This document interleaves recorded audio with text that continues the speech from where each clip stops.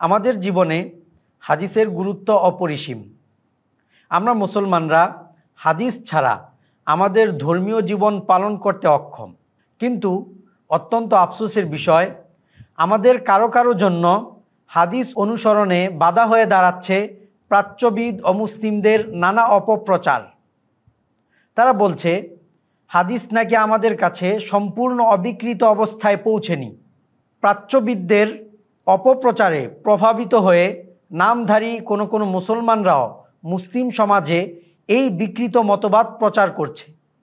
তারা বলছে যে হাদিস যেহেতু সম্পূর্ণ অবিকৃত অবস্থায় আমাদের কাছে পৌঁছেনি, তো আমরা কিভাবে হাদিস পালন করব, কিভাবে আমরা হাদিস অনুসরণ করব। তো চলুন আমরা জেনে নেই যে হাদিস সম্পূর্ণ অবিকৃত অবস্থায় কিভাবে আমাদের কাছে পৌঁছল।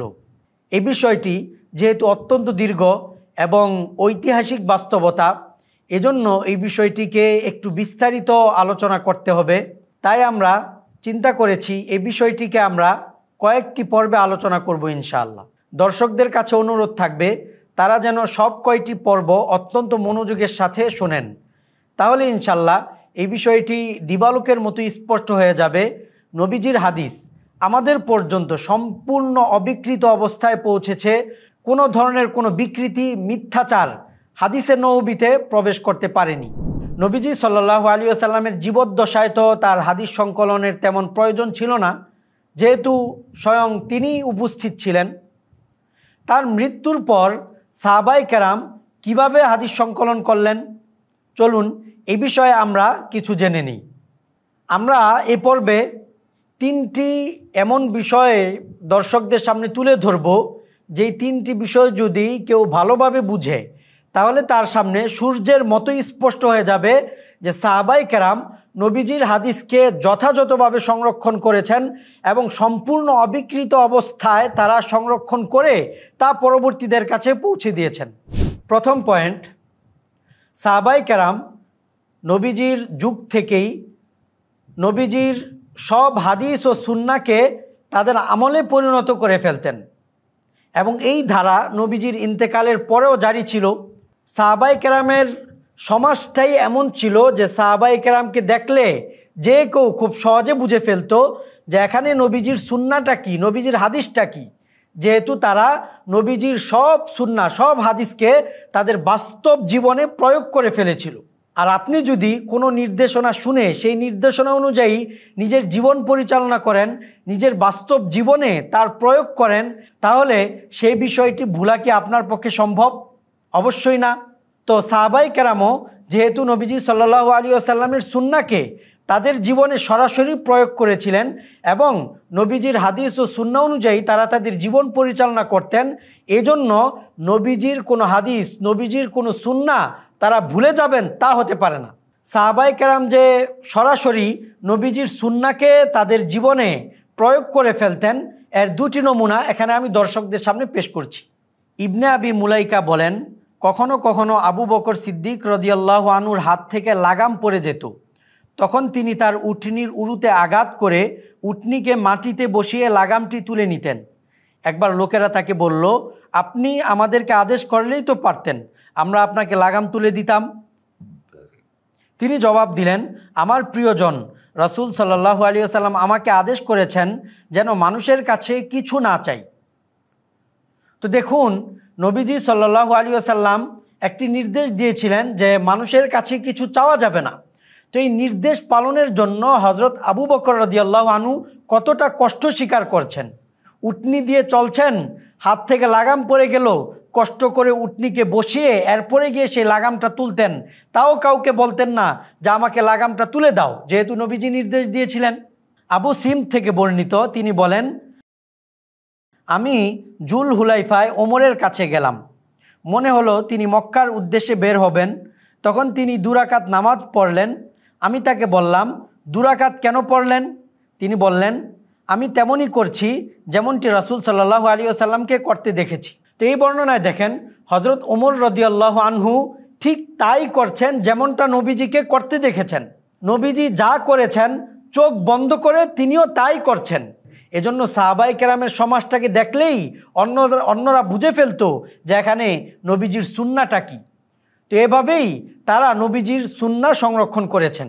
শুধু তারা নবীজির সুন্নাহ অনুযায়ী আমল করেই ক্ষান্ত হতেন না, বরং তাদের সমাজের অবস্থা তো এমন ছিল, কেউ যদি নবীজির সুন্নাহ বিরোধী কিছু করত তাহলে সাথে সাথেই তার উপর আপত্তি হতো। একটি ঘটনা দেখুন, ওমর ইবনে খাত্তাব রাদিয়াল্লাহু আনহু জুমার দিন দাঁড়িয়ে খুতবা দিচ্ছিলেন। এমন সময় নবী সাল্লাল্লাহু আলাইহি ওয়াসাল্লামের প্রথম যুগের একজন মুহাজির সাহাবী এলেন। ওমর রাদিয়াল্লাহু আনহু তাকে ডেকে বললেন, এখন সময় কত? তিনি বললেন, আমি ব্যস্ত ছিলাম তাই ঘরে ফিরে আসতে পারিনি। এমন সময় আজান শুনতে পেয়ে শুধু অজু করেই চলে আসলাম। ওমর রাদিয়াল্লাহু আনহু বললেন, কেবল অজুই? অথচ আপনি জানেন যে রাসূল সাল্লাল্লাহু আলাইহি ওয়াসাল্লাম জুমার দিন গোসলের আদেশ দিতেন। তো এখানে লক্ষ্য করুন যে একজন মুহাজির সাহাবী জুমার দিন শুধু অজু করে জুমার নামাজ পড়তে আসলেন, গোসল করলেন না, অথচ গোসল করাটা ছিল নবীজির সুন্নাহ, নবীজির নির্দেশ। তো এই জন্য হজরত ওমর রাদিয়াল্লাহু আনহু তার উপর আপত্তি করছেন যে আপনি শুধু অজু করেই চলে আসলেন, অথচ নবীজি সাল্লাল্লাহু আলাইহি ওয়াসাল্লাম জুমার দিন গোসল করার আদেশ দিতেন। তো এভাবেই যদি কেউ নবীজির সুন্নাহ অনুযায়ী আমল না করত, নবীজির কোনো সুন্নাহ পরিত্যাগ করত, তাহলে সাথে সাথেই তার উপর চতুর্দিক থেকে আপত্তি হতে থাকতো। তো সাহাবায়ে কেরাম নবীজির সুন্নাহকে সরাসরি নিজেদের জীবনে বাস্তবায়ন করেছেন এবং এভাবেই তারা নবীজির সুন্নাহ সংরক্ষণ করেছেন। দ্বিতীয় পয়েন্ট, সাহাবায়ে কেরাম নবীজির হাদিসকে মুখস্থ করে করে সংরক্ষণ করেছেন। নবীজি সাল্লাল্লাহু আলাইহি ওয়াসাল্লাম বলেছিলেন, যে ব্যক্তি আমার নিকট থেকে হাদিস শুনে তা মুখস্থ রাখলো এবং অন্যের নিকটও তা পৌঁছে দিল, আল্লাহ তাকে চির উজ্জ্বল রাখুন। তো নবীজির এই নির্দেশনা শুনে সাহাবায়ে কেরাম এই ফজিলত প্রাপ্ত হওয়ার জন্য, যাতে করে তাদের চেহারাও চির উজ্জ্বল থাকে, এজন্য তারা নবীজির হাদিসকে মুখস্থ রাখতেন এবং অন্যদের কাছে পৌঁছে দেওয়ার চেষ্টা করতেন। তো এখন প্রশ্ন হতে পারে, সাহাবায়ে কেরাম নবীজির এত এত হাদিস কিভাবে মুখস্থ করে সংরক্ষণ করলেন? এর উত্তরে আমরা বলবো, আপনি যদি সাহাবায়ে কেরামের যুগটা দেখেন এবং তাদের অবস্থা দেখেন, তাহলে আপনার কাছে দিবালোকের মতো স্পষ্ট হয়ে যাবে নবীজির সব হাদিস মুখস্থ রাখা এবং তা যথাযথভাবে সংরক্ষণ করা, এটা সাহাবায়ে কেরামের কাছে পানির মতো সহজ ছিল। তো এই বিষয়টি বোঝার জন্য আমি এখানে একেবারে সংক্ষেপে কয়েকটি পয়েন্ট উল্লেখ করছি। প্রথম পয়েন্ট, নবীজি সাল্লাল্লাহু আলাইহি ওয়াসাল্লামকে সাহাবায়ে কেরাম কী পরিমাণ ভালোবাসতেন তা আশা করি অনেকেই জানেন, অনেকেই শুনেছেন। এরপরও আমি এখানে মাত্র একটা নমুনা পেশ করছি। হুদায়বিয়ার সন্ধির প্রাক্কালে নবীজি সাল্লাল্লাহু আলাইহি ওয়াসাল্লামের কাছে কুরাইশদের পক্ষ থেকে যে কয়জন নেতৃস্থানীয় ব্যক্তিবর্গ এসেছিলেন, তাদের মধ্যে অন্যতম ছিলেন উরওয়া ইবনে মাসউদ আস-সাকফি। তিনি সরাসরি নবীজির সাথে কথা বলে গিয়ে মক্কার কুরাইশদের কাছে যে বার্তা পেশ করেছেন তা ইতিহাসের পাতায় আজও সোনালি পাঠ হয়ে জ্বলজ্বল করছে। তিনি বলেন, হে আমার সম্প্রদায়, আমি জীবনে বহু রাজদরবারের প্রতিনিধি হয়ে গিয়েছি। কায়সার, কিসরা, নাজাসির মতো রাজ মহারাজদের সভাসদেও উপস্থিত হয়েছি।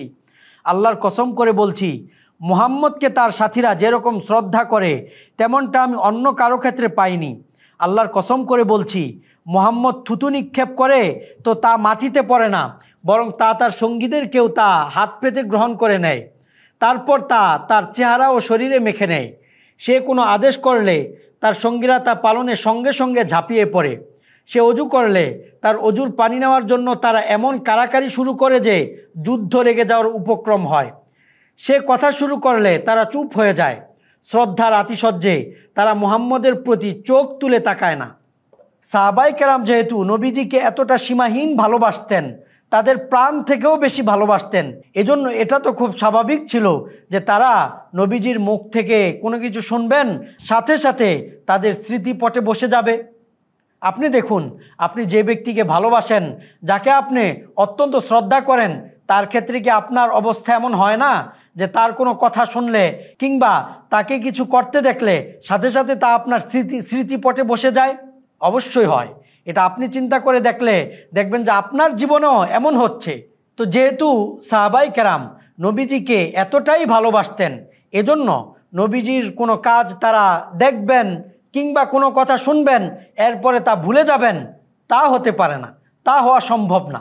দ্বিতীয় পয়েন্ট, সাহাবাই কেরাম ছিলেন অসাধারণ স্মৃতিশক্তির অধিকারী।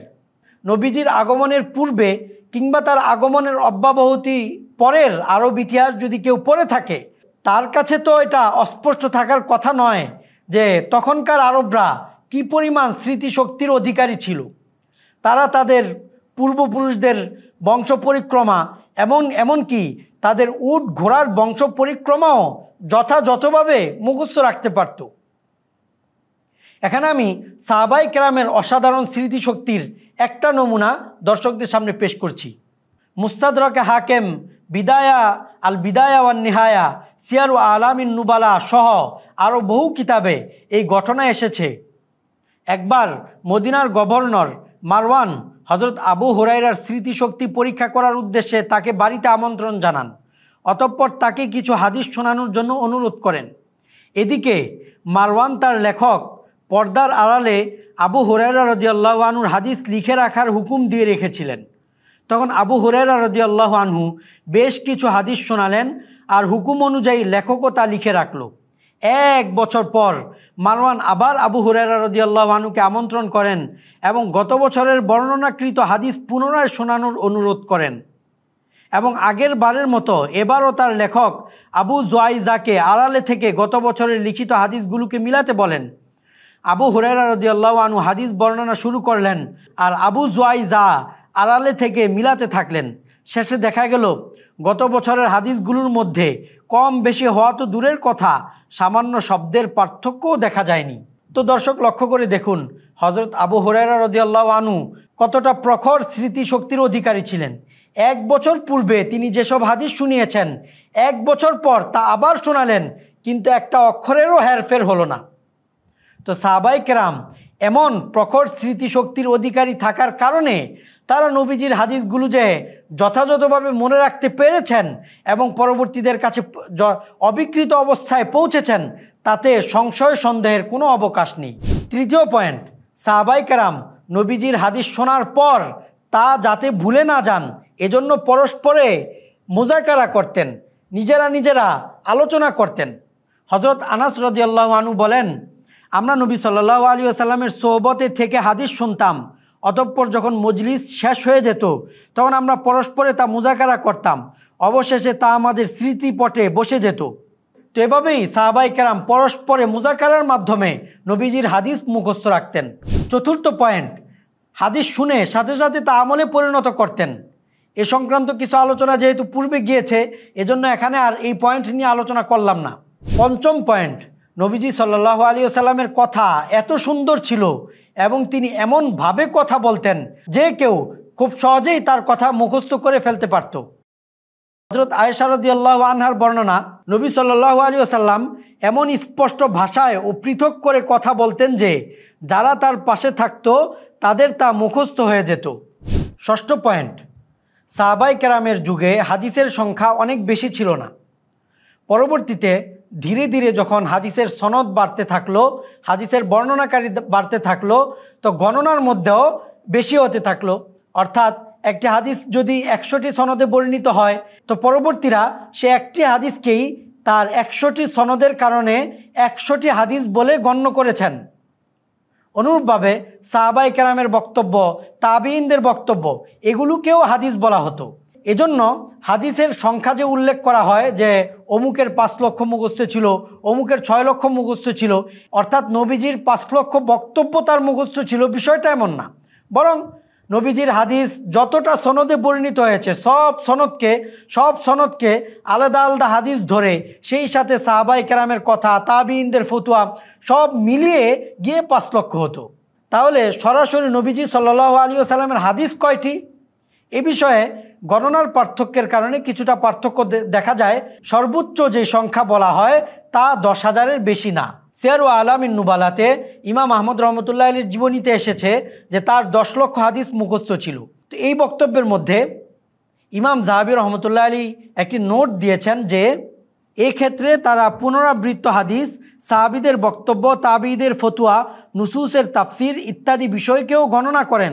অন্যথায় প্রমাণিত হাদিসের মূল পাঠের সংখ্যা 10 লক্ষের 100 ভাগের 1 ভাগ তথা 10,000ও হবে না।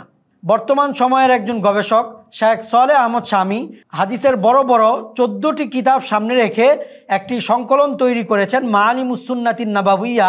তো সেই সংকলনে তিনি দেখিয়েছেন নবীজি সাল্লাল্লাহু আলাইহি ওয়াসাল্লামের হাদিস পুনরাবৃত্তি ব্যতীত মাত্র 11,000-এর কিছু বেশি।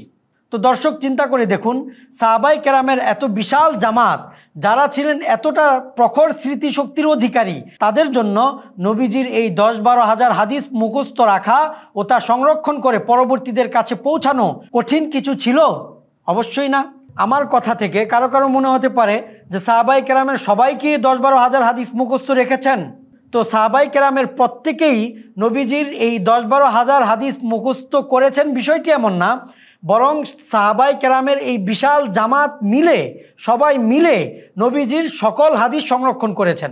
অর্থাৎ সাহাবায়ে কেরামের এই সম্মিলিত জামাত থেকে নবীজির প্রয়োজনীয় কোনো হাদিস ছুটেনি, বরং তারা সবাই মিলে নবীজির এই হাদিসগুলো মুখস্থ রেখেছেন এবং তা পরবর্তীদের কাছে পৌঁছিয়েছেন। সাহাবায়ে কেরাম তৃতীয় যে পদ্ধতিতে হাদিস সংরক্ষণ করেছেন সেটা হলো তাদের অনেকেই নবীজির হাদিস লিখে রাখতেন। এ বিষয়ে আমি বিস্তারিত আলোচনা না করে দর্শকদের সামনে একটি কিতাবের রেফারেন্স দিচ্ছি। আগ্রহী দর্শক যদি এই কিতাব দেখেন তাহলে দেখবেন যে 50-এর অধিক সাহাবী নবীজির হাদিস সরাসরি লিখে তা সংরক্ষণ করেছেন। সেই কিতাবটি হলো মুস্তফা আজমীকৃত দিরাসাত ফিল হাদিসিন নববী ও তারিখ তাদউইনি।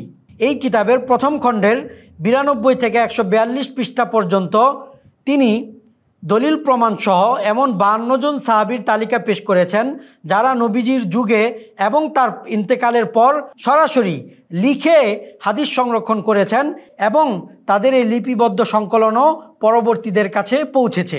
তো এই হলো মৌলিকভাবে সাহাবায়ে কেরামের হাদিস সংকলনের পদ্ধতি। তো এভাবেই সাহাবায়ে কেরাম নবীজির হাদিস ও সুন্নাহকে নিজেদের আমলে পরিণত করে, মুখস্থ করে, লিখে সংরক্ষণ করেছেন এবং এতটা নিখুঁতভাবে তা সংরক্ষণ করেছেন তাতে বিকৃতির অনুপ্রবেশের কোনো সুযোগ ছিল না।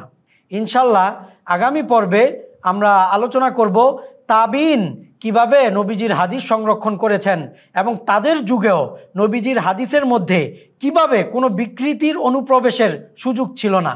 আল্লাহ তৌফিক দান করুন। ওয়া আখিরু দাওয়ানা আনিল হামদুলিল্লাহি রাব্বিল আলামিন।